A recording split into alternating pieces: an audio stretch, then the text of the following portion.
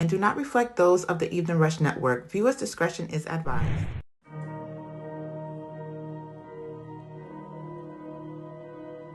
Yeah. David Parker's on the Yeah, you know what it is, we the head honchos. The number one podcast of Rellz and Blacko. We hitting hard, we got the balls, we at the top, whoa. Just tune in every Monday at 9 for your favorite show. The Relaxation Hour, yeah, you know what we be on. Might interview your favorite artist, play your favorite song. Reporting live from NY, we up in every borough. Not to mention we worldwide, got the game in the chokehold. We keep it ish poppin', how you love that? Forever at the top, how you love that? We the life of the party, how you love that? Showing love to the artists, get it right back. So light you up an L and just kick back. We bout to get it poppin', is you ready yet? This show is for the real ones and the pretty ladies. Can't forget about my riffos and the project babies. It's the Relaxation Hour. Ooh, it's the Relaxation Hour. Ooh, it's the Relaxation Hour. Ooh, it's the Relaxation Hour. Ooh.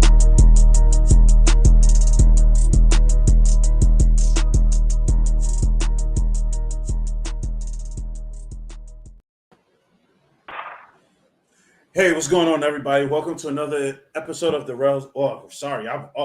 Of the Relaxation Hour podcast. I am your host, Rellz, once again joined by my partner in crime, Blacko. What's going on, brother? Yo, what's going on, my brother? What's going on? How's everything? I can't complain.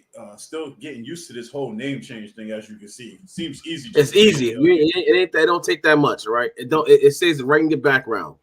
Wow. Apparently, it says it right in your background now too. I'm proud of you, man. Yeah, I know. I had to fix it up. I had to figure it out myself. I got it. But you figured it out yourself? Yeah, real quick. 1, 2, 3. Well, so I didn't. You did all that by yourself. It's my first time talking to you for the day. I don't know what you're talking about. Wow, you started off. Oh, okay, all right. This must be April. Starting off line already. Cool, son. Nah, but what's going on though? How was your day though? Long, man. Still tired.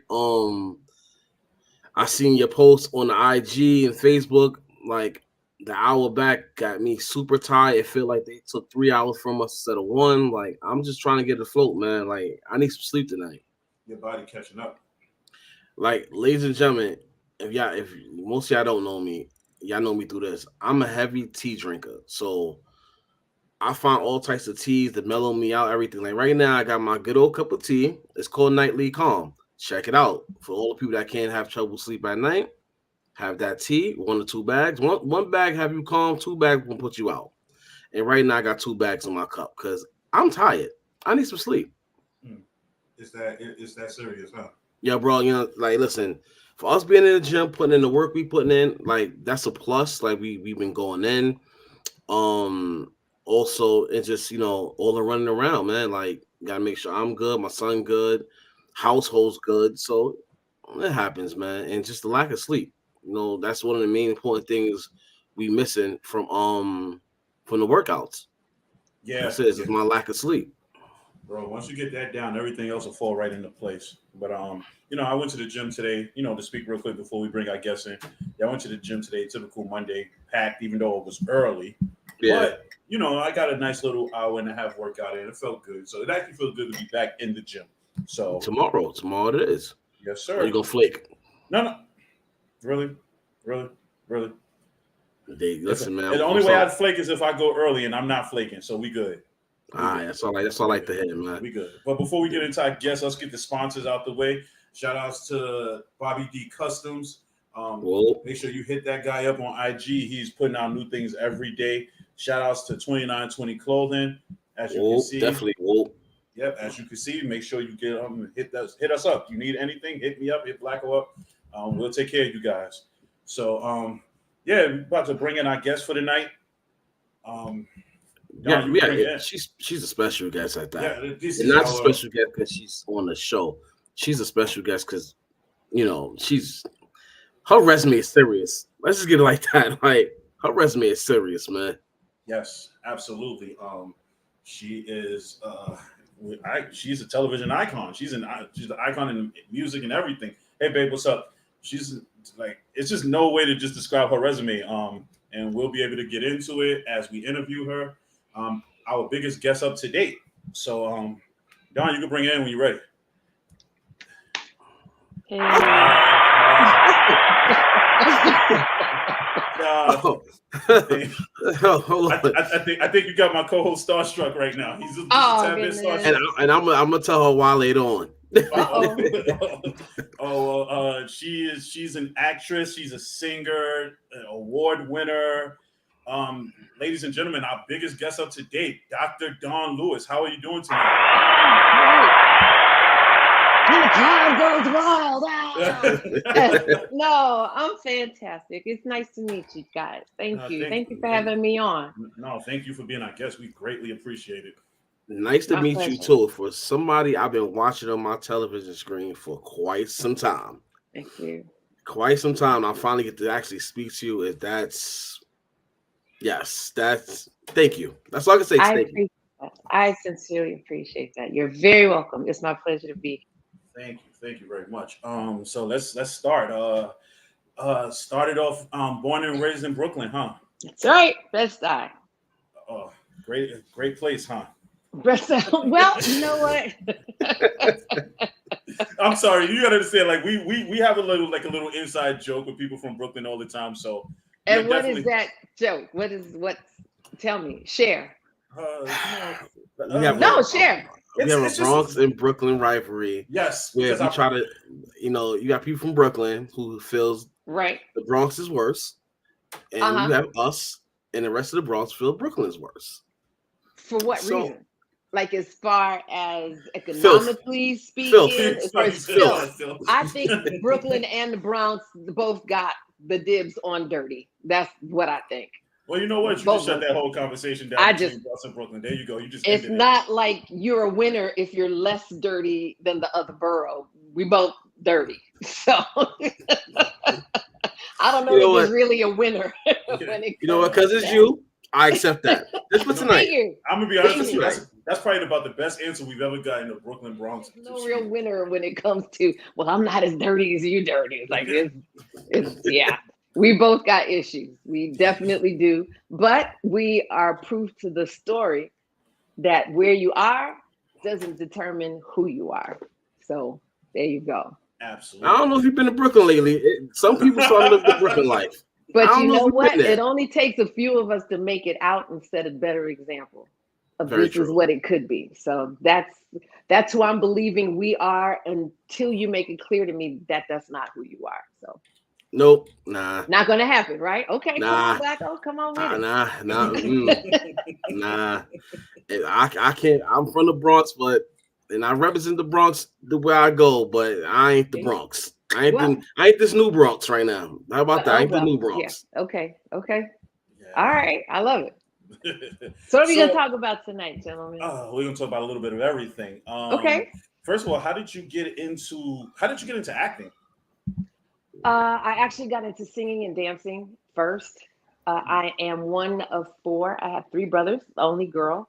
My family's from South America, Guyana, South America, and my parents immigrated here because my dad joined the U.S. Army and then sponsored my mom to come up, and that's how they got their citizenship. And then slowly my mom sponsored her siblings. She's the eldest of 8, and her parents to come on up. So myself and my brothers were the first born in this country.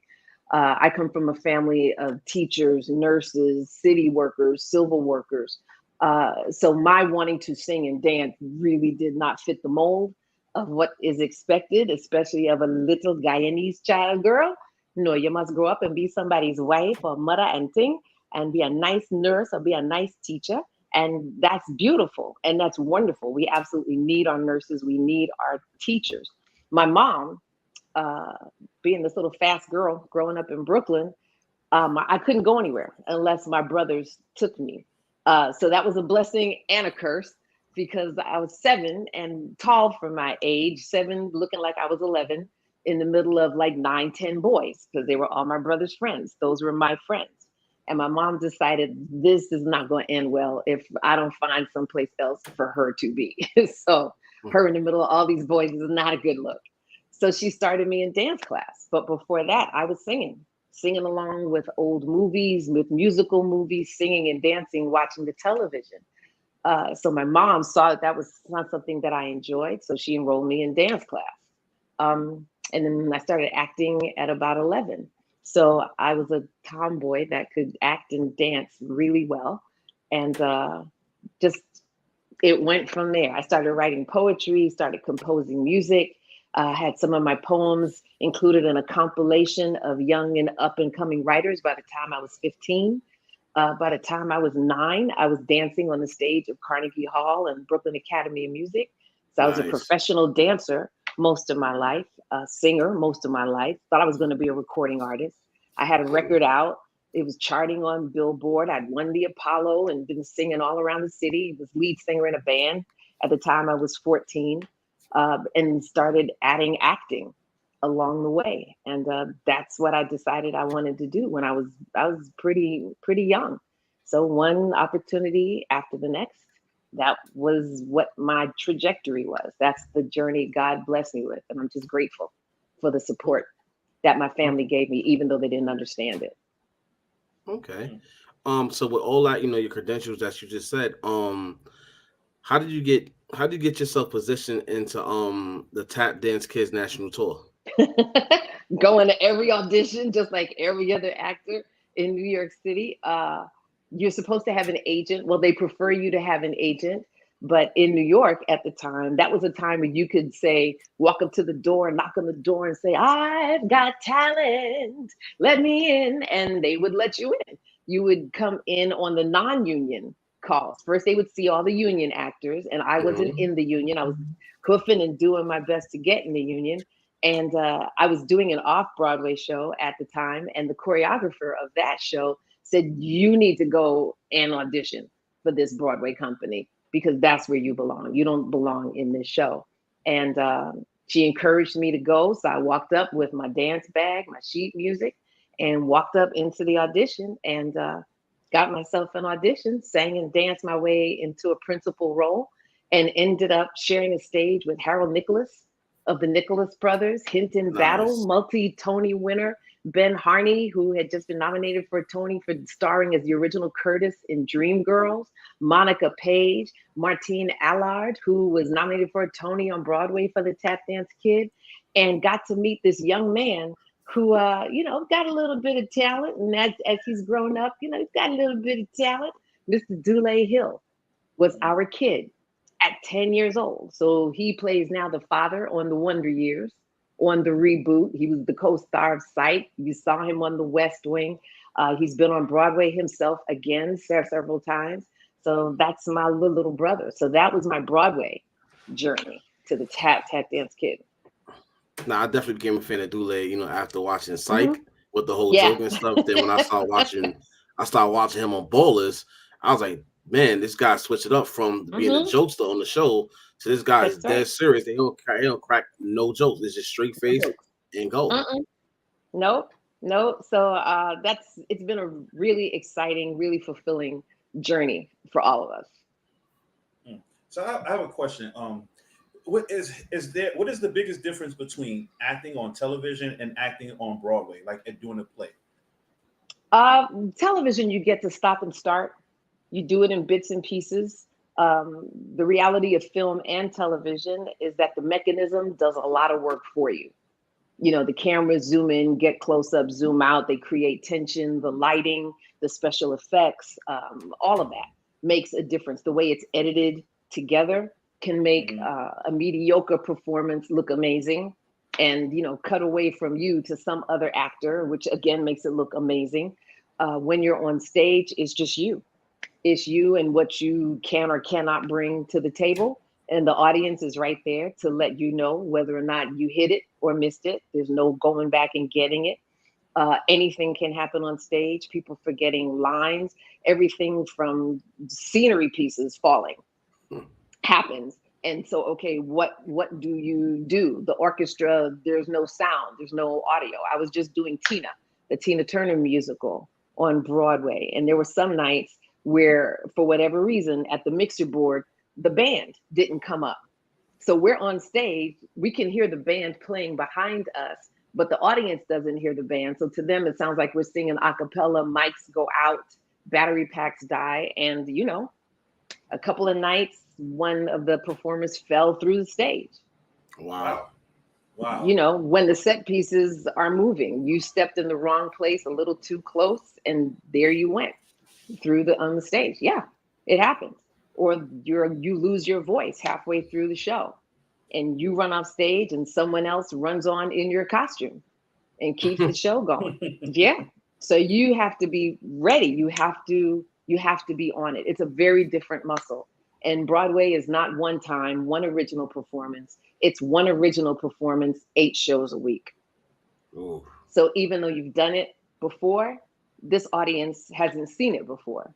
So somehow you have to make it fresh and make it new in you so it doesn't come across as false or robotic or boring. You have to bring that same brand new energy each time, 8 shows a week. And that's not always easy to do. It's not for the faint of heart, not at all. And that transition, you know, like you said, the whole Broadway. First, I have one question before I get to my other question. Okay. When y'all say Broadway, do y'all mean New York City Broadway or California, Los Angeles Broadway? Because I never understood that. There's You only know, one Broadway. Broadway is a okay, street in New York City, Midtown okay, Manhattan. I had to Now, make sure. but the thing is, once a show lands on Broadway and the show either closes or now makes its extensions, they have what is called Broadway national tours. So that means that that production or version of that production now goes across the country. Okay. And that's the Broadway national tour. Once the national tour is done, you can have other companies say, well, in our community theater, we want to do Tina. And Okay. it's a local theater putting on that production. So it's not the Broadway tour, but there's only one Broadway. And what challenge? My original question: what challenged you more? Like my co-host asked you, you know, with the TV and the stage presence. Do you feel like being on stage challenged you more because in your mind you don't want to mess up? Because like you just said, it's mainly one take and go. You know, it requires different muscles. You Okay. know, it requires different muscles. Being on film and television requires you to have an understanding how the camera works, how lighting works, how sound works. Sometimes what you think you're doing isn't what comes across on camera. And it's the same thing with voiceovers. I do a lot of animation where all you get is my voice. So somehow my voice has to capture fear, love, hate. It's me. I'm older, I'm younger, I'm male, I'm female, I'm a human being, I'm an alien. All of those, it all requires different muscles. And honestly, a live performance naturally is more physically taxing. And that's whether Broadway or a dance concert or you're in concert, you know, singing because your voice is your instrument and you have a cold, you have a sore throat. It happens. You know, you're physically tired. You've been flying all night. You just did a concert in New York and now you're in Dallas. And, you know, all of those kinds of things, it all takes a toll when you have to perform live, when what it is what it is. But the muscles and the skill set to successfully do film and television, that's a whole other set of muscles that presents its own challenges. And people who do it well make it look easy. And it's anything but easy.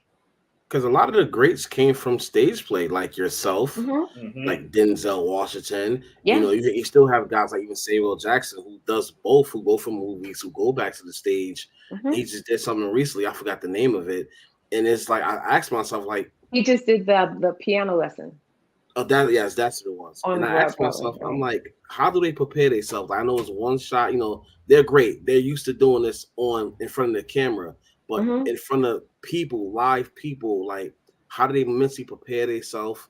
Like, you know, all y'all nervous still, even after all these years. You know, it depends. What makes me nervous is when I'm not sure of what I'm supposed to be doing. Okay. And so I rarely go on stage not sure what I'm supposed to be doing. If nothing else, I will not be the weak link. And that just means understanding not just what you have to say or where you have to stand or what the dance moves are, but what is your lane in the telling of this story? Because everybody's got a lane. And you're either the funny one, the serious one, the setup one, the emotional one, the conquering one, the weaker one. You know, understand. So not everybody has the lead role, but it takes every role to make the production successful. because your eye always gets pulled to the one person who's messing up or the one person who's not pulling their share on the stage. Do you know what I mean? So once you understand your role, then you sit in that groove and you deliver, whether it's the punchlines or the setups or the, you know, the physicality, the fight scenes, whatever it is. Be clear on what your role is and get in that pocket and do it. And people who understand that and the value and the importance of that, those are the ones who you see shine on stage. That's great advice too. What would you give? Matter of fact, yeah, what would you give advice to someone who would want to start acting or who wants to start singing? I say go ahead and sing. You want to act. You want to sing. But if you want to make this your livelihood, I suggest you take a real long, hard look at the business end of show business. Anyone that I mentor, anyone that comes to any of my workshops, that's one of the first things that I try to impress on anyone who wants to launch into this endeavor is that the word business is literally and figuratively twice as long as the word show. So if you're all caught up in the show and who knows your name and being a celebrity and being popular, but don't handle your business, this industry will eat you up and spit you out in no time. And you will blame the industry. You will blame everybody else. You will get frustrated. You will be intimidated. You will start second guessing yourself. You know, all kinds of things can cause you to do some really destructive behavior if you don't pay attention to the business. So most people, I say, if you can think of anything else you want to do, I suggest you go ahead and do it. Because this gig is not for the faint of heart. It's not. You hear no 95% of the time, but it's those 5% of yes that make all the difference in your trajectory, whether you move forward, whether you move horizontally, or whether it's back and forth. And those kind of roller coasters can really wear you out mentally, emotionally, financially, spiritually, you know, all of your relationships. If all of that rides on whether you're high or low or whatever, it's crazy. It's crazy making. So I would say assess your personality, assess your character before you assess your talent to know whether or not this is something that you can really jump into and hopefully sustain and make a living at. And if after all of that, you still say, you know what? Yeah, I think I have the temperament, then you need to go ahead and study. Don't ask for hookups. Don't tell me how easy it looks. Oh yeah, I can do that. I can sing. You just sang 30 seconds on TikTok. That's it. I need you to sing for 3 hours, 8 shows a week. Then come and see me. If you think that's why the business is so different now, especially like you said, the industry, whether it's like, you know, I call it Black Hollywood. It's not necessarily black, but I call it Black Hollywood, aka Underground Hollywood, because you have so many independent directors, writers, and stuff now more than you had back in the day. Because you had a lot of people who felt at the time, even still to this time, who felt they couldn't make it in Hollywood or they wasn't given the chance to after a couple of auditions. So they took it upon themselves to go the independent route. And you think, and I ask this because now, like I said, we talk to somebody who's been there, you know, done that and still going. Do you think that's the best route to take to get your work out there and still build your character up to maybe you can still get into the big leagues? Well, I think I don't think there are necessarily more writers, more producers, more directors. What I believe is that we have more opportunities. We have more platforms on which to be seen. We have always, as a people, been insanely creative. We've been innovators as far as rhythm, you know, music, art, dance, the way that we dress, art forms, athletes. It's a matter of being given the opportunity to be displayed and to earn a living at it. Do you know what I mean? And slowly but surely, in so many different areas, they let one or two of us in, and we're hailed as the, you know, exception. And we are the, oh my gosh, this person, who knew that, you know, Kareem Abdul-Jabbar could jump so high and Bill Russell could score so many points. And then you turn around and instead of one or two people in the NBA, 90% of the NBA is African American. You know, all of those things. So it's about opportunity as much as it is about ability. And we have more opportunities instead of just the 3 networks, decades ago, ABC, NBC, CBS. Then you get the affiliates, Fox, the CW, et cetera. And then internet comes along, and now you've got all these streaming platforms. And now people are figuring out on YouTube, you know what, I can create my own show and put videos out, put music out, all of those things. But at the end of the day, again, for me, it's about the business. I love doing what I do. I will be creative until the day I can't breathe anymore. But rent is real. Putting gas in my car is real. Having a sandwich every now and then is real.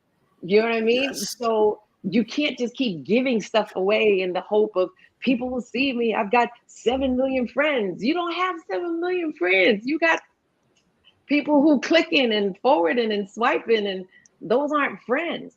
And I dare you to ask those 7 million people to pay $8 to now start watching your content. How many of those go somewhere else? So you're giving away everything that you have for free, and everybody's making money except you.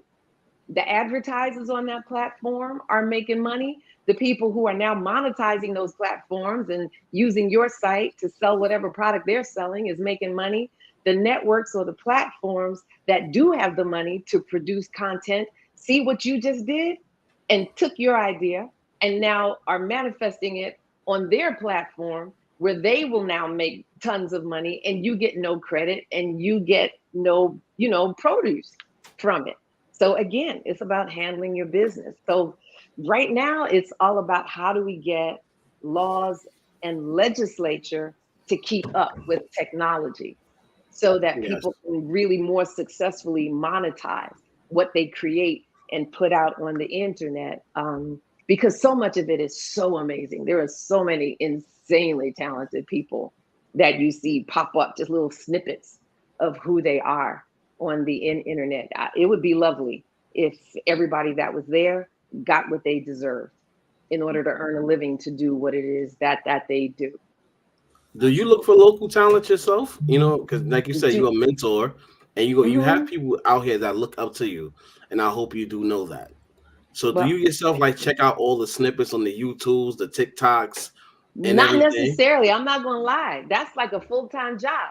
I will turn around and get on the Instagram or whatever. I say, wait, 3 hours did not just pass with me sitting still and looking at other people living life, or taking pictures of their food, or taking pictures of themselves, or this outfit, or whatever. So much time goes by. I'm more invested in living life rather than typing about it. I'm the person that goes to a concert and actually watches the concert and get annoyed when the person in front of me has their phone up the whole concert and I'm looking at the back of somebody's phone for the concert. It's like, I don't believe you just paid all the money you just paid to be here and you're not interested in actually being here. And what can you possibly do with all of this footage on your phone now? All of these pictures on your phone now. Okay. Or you're typing to people, look at where I am. And you're watching your phone to see who responds. Oh, girl, you at that concert? You at and then you spend it, seriously? But anyway, that's just me. So I do participate in social media, but I really do budget my time with it. So every now and then, well, not every now and then, more than that. But yes, I see some of the stuff that's out there, but no, I cannot claim that I see, and I'm actively looking to see what else is out there because I'm really invested in expressing myself. I got a comment. Shone in the comments asks, "Where's your workshop located?" Where's my workshop located? Well, the workshops that I do, as far as the arts are concerned, I'm hired and brought around to everywhere. There's not one stationary workshop that I do. If you're at a university, if you're at Howard, if you're at Texas A&M, wherever you are, and your theater arts department or your provost or your student body, your student union, whomever wants to do a concert event, wants to bring me in to do a workshop or a master class or a talk back or something, that school then contacts the office and they bring me they bring me in, or it's a corporation that wants me to be a keynote speaker for an event, or an organization that wants me to come in and talk to their employees about empowerment, or all those kinds of things. That's how those kinds of workshops happen. But I also have a nonprofit organization called the A New Day Foundation, and that goes where I go. So while I was in New York doing Broadway, we were doing workshops and mentorship programs, mainly at schools. I do what I can to speak to and encourage and empower young people, because I know what it meant to me to have those people speak into my life. You know what I mean? Mm-hmm. Yeah. And to your point, Blacko, I know that folk look up to me, and it's humbling, and I take it seriously. And I'm the first one to tell you, I didn't get where I am by myself, and I'm not where I am by myself. And I wish I had more people that would have taken the time to see me and speak into me, and coming from where we come from, we all know that doesn't happen very often. So my foundation, we do programs for teen boys. It's called Mentors. It's MEN capital TORS, which stands for Men Talking of Relevant Situations. And for girls, it's called Sisters Hangout. And those groups are ages 13 to 19. And we call them experiences that expose them to cultural and career opportunities that they don't commonly have access to, or oftentimes don't even know that those things exist as careers.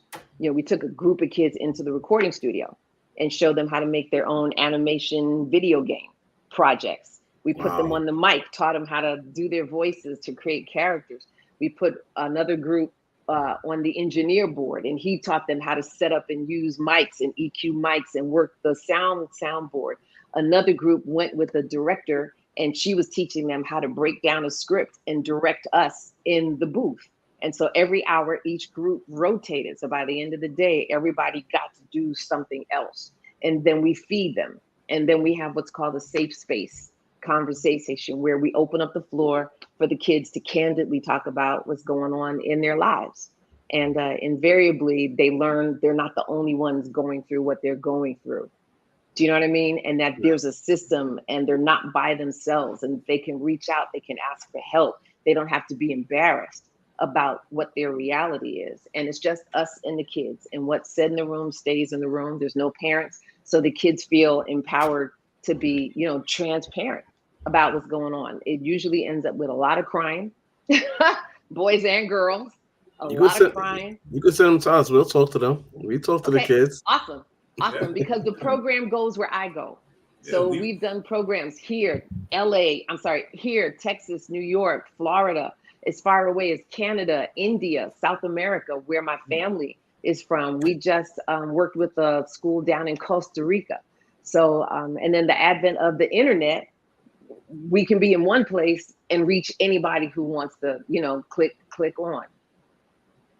Yeah, because it's important that you say that, because before we go to break, I just want to say something real quick. But me and Blacko have had previous episodes where we've talked about like ways of how we can help the youth out. And what you said right there is just perfect examples of what you do right there. It's a perfect example, taking kids and showing them that there's different things outside of where they're from, and showing them that they can actually achieve what they wanted to achieve in life without feeling like, they can get made fun of or wanting to aspire to be bigger or do bigger things. So what you said was very important. And I hope that if there were kids listening right now, that they understand that, there's a way out. And there's just a way. It's simply put, it's just a way out. And usually it starts with what interests you. How many of us watch cartoons and not put two and two together? Wait a minute, this is somebody's job. I'm sitting there doodling in the margins in my notebook or my textbook. Wait a minute, you mean animation? I can get paid for doing this? I can get paid for making different sounds with my voice. I can get paid, you know what I mean? I want to scratch records. I want to mix. I want to do things. Wait a minute. That's like an engineered job. That's what the editor is when I'm watching the Oscars. That's what he does. Oh, that's a career? Who knew? Who knew? These poems, these rhymes, these, verses that I'm spitting. I could be a screenwriter. I could write the next Black Panther movie. And you introduce them and say, it starts with what moves you, what excites you. Is it the stars? Do you want to be an astrophysicist? Do you want to figure out how to save the planet? Do you want to discover a new kind of currency, cryptocurrency? Somebody thought of that. Somebody developed that. Somebody developed banking systems. Somebody developed texting. Come on. What do you enjoy doing? Let's figure out how to turn that into a career opportunity for you. That's what I enjoy doing this. I actually do. Absolutely. There you go. I enjoy doing this. There you go. And here you are. You started your own show. Yeah. Your own channel. Yeah. And you do it at a level that people like me and then some want to come and hang out with you. Come on. And we definitely appreciate that. Come on. Listen, bring them all. You can come hang out. Come hang out with us. You come hang out anytime you want to. Anytime. Right. So we're going to take a quick break, and then we're going to come back with Dr. Dawnn Lewis. We have more questions. So if you're looking to get a podcast on the Evening Rush Network and you're not sure, this is how you do it.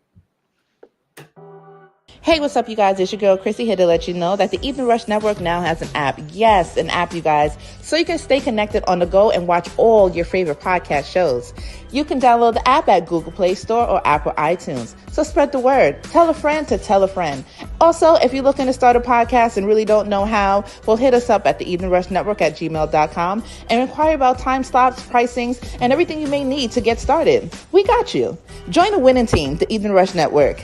And also, download that app. What are you waiting for? Get to it. Hey, welcome back, everybody.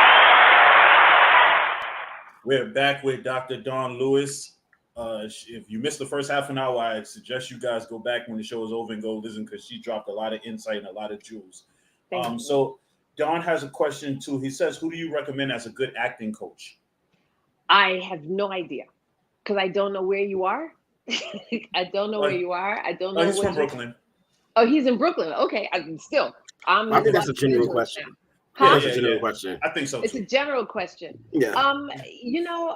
There are different schools that have different reputations. I say do your homework and see what school other successful performers in New York have gone to, and check them out and see if there's a fee involved. See if they are connected to the union at all, because there's a lot of services. If you're an up and coming actor, there's a thing called the union, the Actors Union. For theater and live performance, it's Actors Equity. If you want to do film and television, it's called SAG, Screen Actors Guild, or AFTRA, but it's now joined together. It's SAG-AFTRA. So there are certain jobs, like when you see professional movies and TV shows and commercials, more often than not, all of those are union projects, which come with different perks and responsibilities about how you get paid, your work environment, etc. And then there are also non-union jobs, which don't necessarily have, as many or any of the same protections for you as a performer.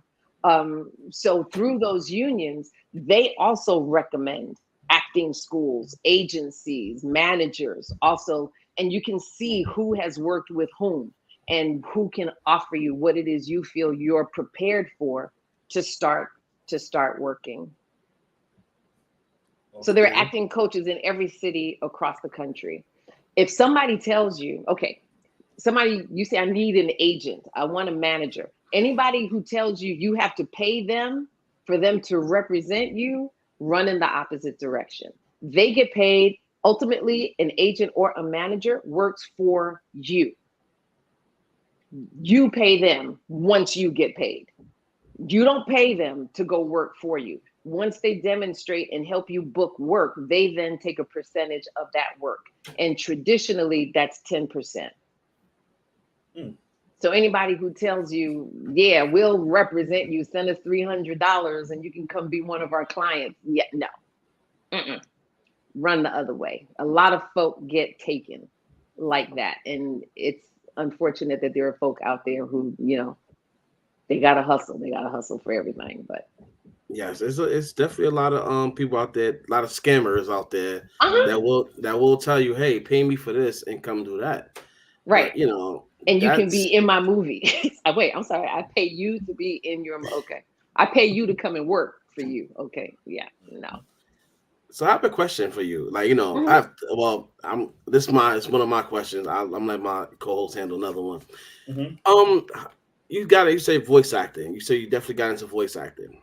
Now, you actually voice acted 2 video games that is one of my personal favorites, and that's the Marvel Alliance games, 1 and 2.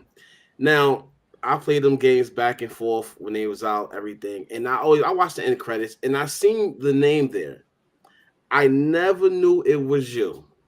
You thought it was some other Dawnn Lewis. Because I'm like, the name, that's a common name.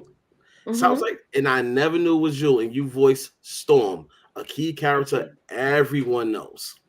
Yes. How did you get into that? Let's see. When I was in New York, I was singing and recording jingles and doing session work as a singer. When I started doing A Different World, there were different people that wanted to work with me with different projects. The show was one of the hottest shows on television at the time. So I got approached. Suzanne DePass, who used to be one of the executives at Motown Records and is credited with discovering the Jackson 5, et cetera, et cetera. Suzanne was going into management. So she had approached me about managing me, and she was approached about producing a new cartoon series. So I guess one of the ways for us to start working together was, Dawnn, would you be interested in coming to do this? And I told her, well, I've never done that before. I've done jingles, I've done commercials, but I've never done cartoon animation. She said, well, come on in, we'll give it a shot and we'll see how it goes.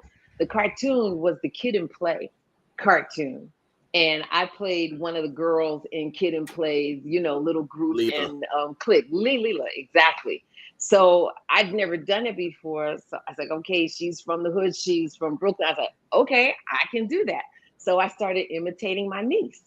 And my niece talked just like this. Kid, what are you talking about? Why are we going to go and do that? That ain't no fun. Come on. And so the director said, wait a minute, who is this girl? How come I've never seen her before? And the reality of the voiceover community is it's a very tight-knit community because directors and producers, they want people who can come in and deliver. And me walking in and I'm starting to speak with you and I sound like this, and then I come up with a character that sounds like that. They say, okay, well, can you do any other voices? And you just start throwing out whatever is in your arsenal. And next thing you know, they're spreading your name to the next person. They said, you need another African, because when I came in, there weren't very many.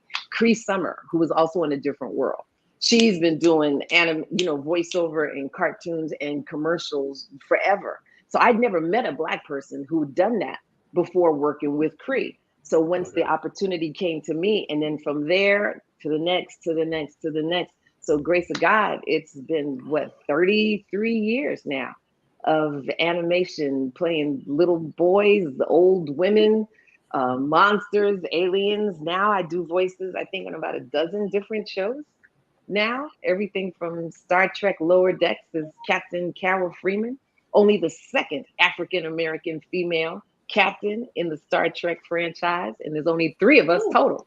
Myself, James Avery, yay! I do Ludacris's cartoon, Karma's World, where I play Mrs. Washington, a seasoned citizen.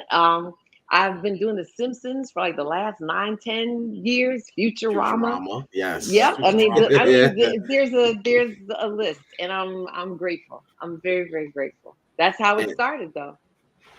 And the Ludacris thing with his daughter, because that's blowing up too. A lot of people don't know about that. Like, they hear the name Karma Bridges, but they don't know that's his daughter.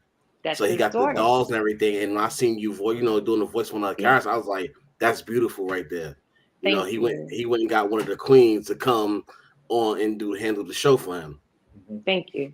I'm honored to be there. I am. He's got a beautiful heart, and that was a lot of hard work.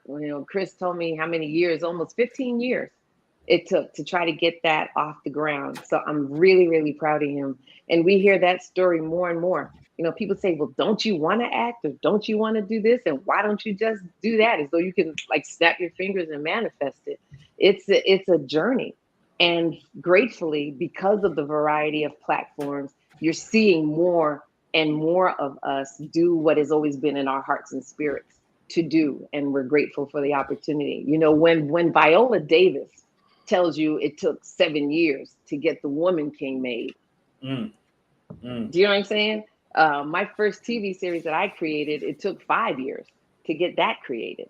I'm working on producing a new one now. We just got to hang in there. All of us hang in there. So go ahead. Sorry, brother. No, I'm sorry, brother. Go ahead. No, I was just gonna talk because you had asked the question about what she was doing, and I'd be remiss if I don't bring it up because it was one of my childhood TV shows, A Different World, and your character was a unique one because I don't know if a lot of people really ever paid attention. For one, you were one of the few characters that actually was there from beginning to end. Two, your character was that like it wasn't the typical like I just graduated high school, so I'm here in college now. It was like your character was that like of an older woman that was in college, and it was like you were almost like almost like a mother figure to the younger ones. So like my question is like how did you get onto that show? How did that start? How was that process? And like how did they figure out like that's the character they wanted for you? That's a compound question with a lot of it was doing the show. I'm so honored to be a part of that legacy and that journey that this 37 years now, goes on to inspire people, to empower people, to help people see themselves. Because on that show, there was something for everybody. However young you were, however old you were, you had Mr. Gaines, you had Colonel Taylor, you had this shade of brown, that shade of brown, this economic standing, this cultural I mean, there was somebody for everyone on that show. It was a little odd for me because they had me playing the older person going back to school when I was actually younger than a good number of people in the cast. I was just taller than everybody, but okay, whatever. But you mentioned the tap dance kid earlier. That was part of how I ended up on A Different World, because the same people that cast the tap dance kid, the Broadway show that I was doing, also cast the Cosby Show. So I was out on tour when I heard they were going to do the spinoff of the Cosby Show, and I called the casting directors and begged them for 3 months to please let me audition, and they said no. They said, we're very happy with what you're doing on the road. You stay right where you are, and thank you. No, thank you. You just stay where you are. The tour ended. They still hadn't cast the show. And I kept calling. I was down to my last unemployment check. They were still telling me no. So out of the blue, it was a Wednesday, I got a call asking me, are you still interested in auditioning for the show? I said, absolutely. They said, can you come in tomorrow? I said, absolutely. Not even an hour after they called, the musical director from the Cosby Show called me. He had a copy of my demo tape. My single that I had out of my singing and my songwriting. And a friend of mine used to work at the Cosby Show, and she had given him my demo tape. He'd had it for more than a year before he ever called the phone number and for some of you who don't know what a demo tape, it was a cassette. And I dare one of y'all to put in the chat, what's a cassette, Miss Dawnn? I will jump in this camera and stab you in the neck. No, it was a cassette, honey. And they had my phone number written on it. And I won't be writing my phone number on anything and handing it out anymore. But yeah, so he called me up and said, would you be interested in working with me on the theme song for this new show? And that just doesn't happen. So I called the casting director back and said, did you just call me? Because now I thought it was one of my friends playing a joke on me because they knew I didn't have any money and I didn't have a job. So they said, no, we called you. Is it a problem? I said, absolutely not. I will be there tomorrow. A few hours later, a messenger came to my house with a cassette of the music that the musical director was thinking of. He told me, this is the concept of the show. Lisa Bonet goes off to college, empowerment, all of that. And he said, I'll see you in the studio Friday. I said, well, don't you want to meet before then to see what I come up with? He says, no, you're the same person singing and who wrote this thing. I think you can do what I need done. I'll see you at this address on Friday. Be ready. So I sat down and I basically wrote my experience. My parents had been divorced since I was about 7. But like I said, my mom was very instrumental in speaking positivity into the lives of my brothers and I. in New York City. Like I said, I was singing professionally, dancing professionally at a very early age, and graduated high school. I went to High School of Music and Art, fame. And that was when it was up in Harlem on 135th and Convent. So I'm 16. I graduate and decide I want to go to college and decide I need to get out of New York City or I'm not going to go to school. I'm just going to keep working. So I get out of New York. And at 16, I leave home and everyone is terrified. Everyone is freaking out. Like, you're going to go down there, you're going to get pregnant, you're going to get turned around, you're too young to be on your own. But at the same time, yeah. But no, seriously. Wow, what's the confidence? I mean, would you let your daughter out of the house to go across the country at Can't leave till she's 35. Nah. So, you know, on the one hand, they were all afraid, but on the other hand, all of the lessons, all those things that are in your ear from your parents that annoy the hell out of you as a teenager growing up, you're there on your own and you find yourself replaying that tape of this is what you need to do to be responsible, do your homework, get up on time, clean your room, this and that, be careful with your money, don't be, you know, reckless, make good choices, have good, all of those things. That was my soundtrack as I was going through school. And it's, you know, it was a different world. It was nothing like I had been accustomed to, you know, regardless of how brave I thought I was and how focused I thought I was. I jumped into really deep water. And it was those life lessons, those parent lessons, those adults, those my teachers, my counselors, my neighbors, you know, depositing wisdom into me that helped me guide my steps. And that's what I wrote in the theme song. And the fact that it still is sung today, that people still care about those lyrics. There's very few places I can go where people don't know all of the lyrics and will start singing it to you in a heartbeat. That blesses me more than I'm ready to cry. That blesses me more than I can express, because I know what those words meant to me as telling my story and honoring my mom and my grandmother. But just even the opportunity to be a part of something that has inspired so many lives and changed my life, because I was able to get a contract by these attorneys who represented me even though I was a young kid, just out of college. I didn't know what to do, but I knew I shouldn't be doing it by myself. And I knew I couldn't afford them, but they were impressed by the fact that I wanted to handle my business, going back to that. Yes, I was grateful for the opportunity. I was excited about the opportunity, but I was like, okay, for these people, it's a business. So let me go in like, you know, I'm ready to handle business too. And they said, we want to represent you and will not charge you a dime. They said, all we ask is that when you get an opportunity that you be willing to help someone else, that you pay it forward. And I'd never heard that term before. But what it meant was be willing to share the blessing, be willing to let the blessing get through you to someone else. And for all the money that theme song has made for me, they would never take a penny. They passed away a number of years ago, but I sat there in their office and I cried. And less than a week later, I was sitting in the office with Mr. Cosby, with the casting directors, and with Tom Warner of Carsey Warner, who produced our show. And he had the final say over whether or not I was going to be Jaleesa. And I'm sitting there in the room, and they said, well, before we get into Dawnn, Bill, what do you think of the song? And he's like, oh man, I love the song. The lyrics are perfect. The girl's voice is amazing. It's great. It's perfect. And I'm sitting there like, so I literally raised my hand. And they said, what is it, Dawnn? I said, I just want to say thank you. They said, for what? I said, I'm the girl. I'm who you're talking about. That's me. So then I realized until that moment, they had no idea that I was the same person that they were casting to be in the show as the one that they had just hired to write the theme song for the show. That's God. Grace of God. Amen. Like that song, like you said, that song did so much for the culture. The show did so much for the culture. It actually made going to college a cool thing for kids my age and stuff like that.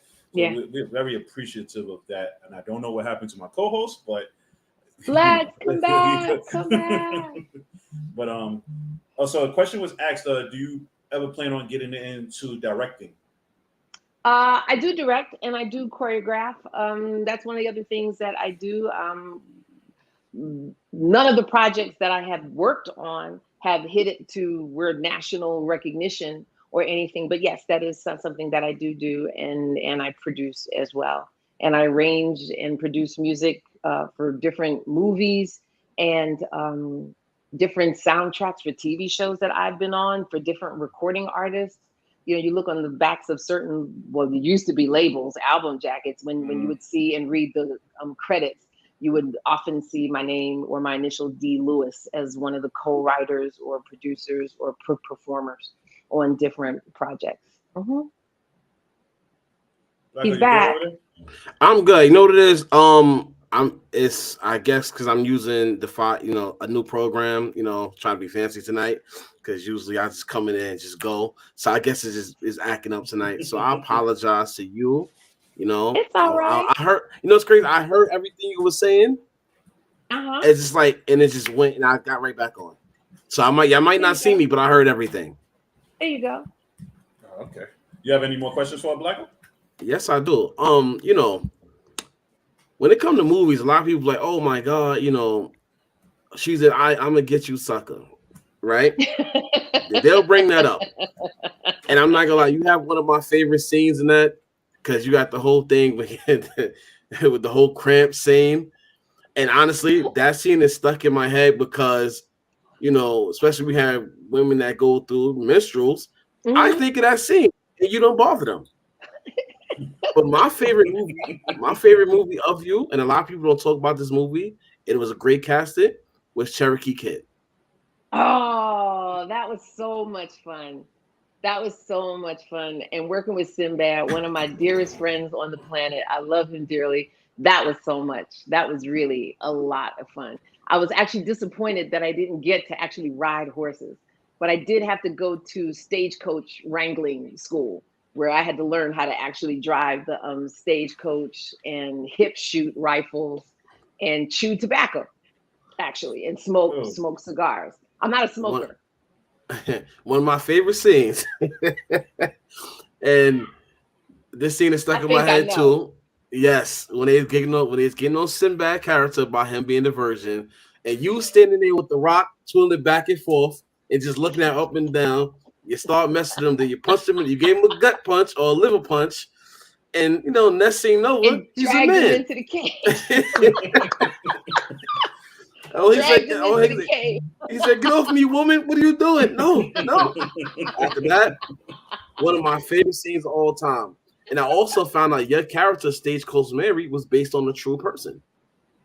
Just about everybody in that movie was based on a real person. And the Cherokee Kid was a real person. Yes. And I was like, wow. I'm like, perfect cast.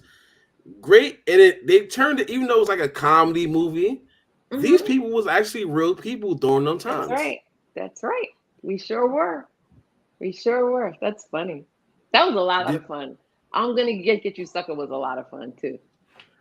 Oh yeah, because you look at the guys, look at people's work. You work with Kadeem Hardison, who was your co-host on Different World. You had Damon Wayans, who wasn't Damon yet, but he was coming up. All of them. All the Wayans. All them Wayans was in the movie. Every last Wayans was in the movie. And if they weren't in the movie, they were working behind the set. All of them. Yes, you're correct. Yes, because Sean and Marlon was in it. Marlon was in it. Keenan was the star. Kim was in it. Kim was the nightclub singer that was, hopping around and rolling on the floor, kicking his. Yes, okay. All of them were. I'm telling you, all of them were in it.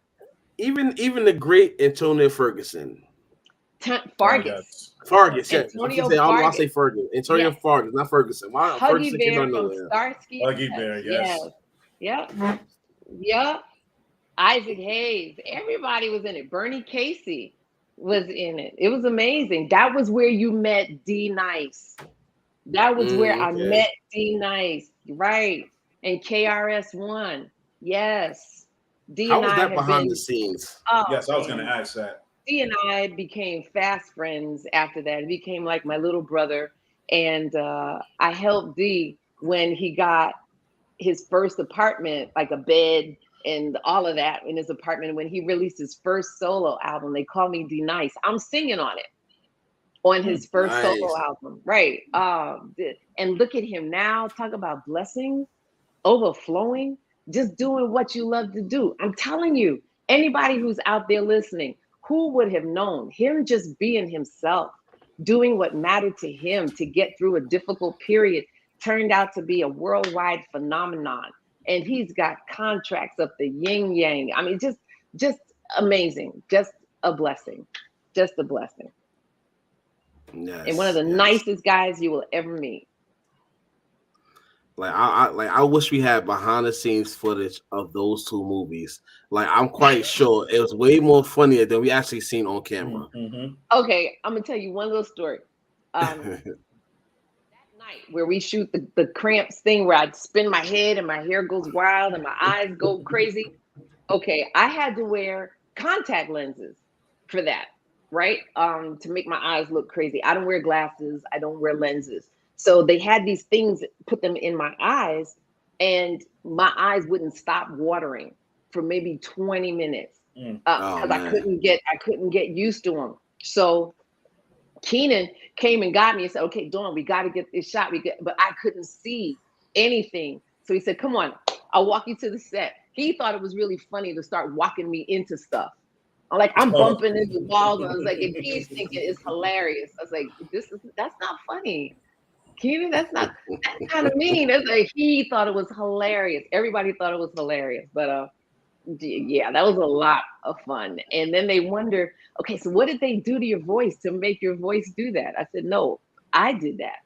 That was me, one of my crazy voices that I came up with. And to this day, the funniest scenes of all time, because the way you had Damon screaming, man. It was a lot of fun. And for anyone who was curious out there, let me answer the question. No, I do not still have cramps. You don't have to ask me, are you still having cramps? No. It was a movie 34 years ago. Not still having cramps. There you go, guys. You got a Relaxation Hour podcast exclusive right there. Man, tonight was a very much pleasure. Like I asked once again, are we done already? Yeah. Yes, we're done already. Wow. Thank you, guys. No, thank you. We want to thank you. Thank you very much for being our guest tonight. We are that greatly appreciative, humbled for this experience. I really appreciate it as well. Thank you. If I could just give one plug, anybody who's out there for the A New Day Foundation, please come out online. Our website is www.anewdayfoundation.net. Everything that we do, all of our youth programs, we have a conference coming up in June. Every year we held it on a different college campus, and our workshops focus on financial literacy and technology, because we want our young people to be competitive in the world market, to have an understanding of finances, how you can get to and through college without ending up in extreme debt, and how to turn those ideas, some of the things that we've been talking about here during this show, take your ideas, infuse the aspects of technology, and turn them into successful businesses for yourself, so that the things you're studying in school don't become obsolete by the time that you graduate. We give out anywhere from 6 to 12 scholarships of $2,000 each and a brand new computer. And the conference is going to be in Los Angeles, June 10th. So if you're going to be in the Los Angeles area, please send us an email, info @anewdayfoundation.net, and we will send you the information on how to register to participate in the conference, because you do have to register. There's no just walk-ups. You have to pre-register, because everything we do free of charge, which means we have to make sure we raise the sufficient funds, make sure we have enough workshop materials, meals, everything you're going to need to participate for the day. So if you can't attend, please consider supporting us, because every dollar we receive, $5, 500, 50,000, whatever it is, all of it goes to fund all of our programs, so that our participants, all you have to do is show up, And we hope that we're a part of your blessing, your new day of opportunity towards you being your best self. So check us out, the A New Day Foundation. And there it is. Yeah, I heard her. Absolutely. That's all we need. That's all she said. She finished it off with that. So once again, thank you, Dr. Dawnn Lewis. We appreciate you. Thank you very much. Thank you. Anything you want to say, Blacko, before we close out? Definitely, like, no, I'm just, like I said, I'm just flattered that, you know, you came, you here. Like, my pleasure. My pleasure. I'm much flattered, success like, to you guys and the Thank you very Relaxation Hour. Oh, much success. Much success. Thank you. If I think of something else to talk about, can I come back? Absolutely. Awesome. Come back anytime you want. Awesome. Yes, of course. Excellent. Yeah. All righty. All right, everybody, have a good night. And same to you. Have a good night, everybody.